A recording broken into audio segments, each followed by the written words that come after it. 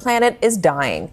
The New York Times broke down a new study that warns of the risk of a month-long statewide superstorm in California. It predicts this torpedo of moisture will be enormous, more than 1,200 miles long, with vicious winds. It could dump nearly 16 inches of rain and snow on the state and affect every single industry, from agriculture to tech and film. Joining me now is Michael Mann. He's a presidential distinguished professor and director of the Penn Center for Science, Sustainability, and the Media at the University of Pennsylvania. He is also the author of the book, The New Climate War. Michael, it's really good to see you. It's been a while, unfortunately for us. But talk to me about this new study, this month-long superstorm that could hit California. I imagine some people are saying, hey, listen, we've been in a drought. We could use all the water. But this isn't exactly that.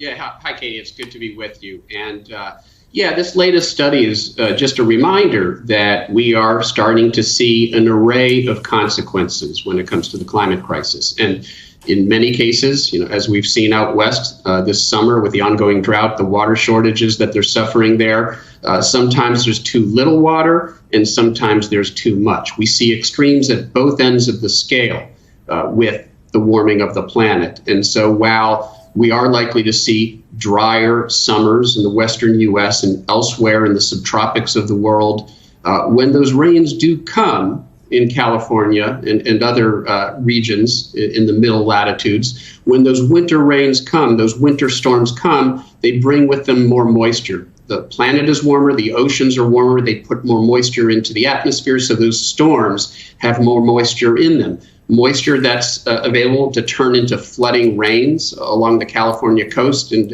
huge snowfalls further inland and further north. A similar thing is true in the east. We expect to see more intense nor'easters, these winter storms that bring huge snowfalls to cities like Washington, D.C., Boston, and New York City, and Philadelphia, where I now live. And so, yes, we're seeing extremes at both ends of the scale with the warming of the planet. So I used to live in Los Angeles, and even when we get just a little bit of rain, half an inch, the roads would instantly become extraordinarily slippery because they just weren't used to rain. They get very oily and the cars would slip. There would be mudslides. The LA River would start overflowing and become more of a raging river as opposed to the dry little stream that it mostly is right now. The infrastructure of California, if they were to get something like a month-long superstorm and all of that rain, and the New York Times has a predictor, some visual aids on what it would look like. How does the infrastructure hold up to this? The dams, the levees, et cetera?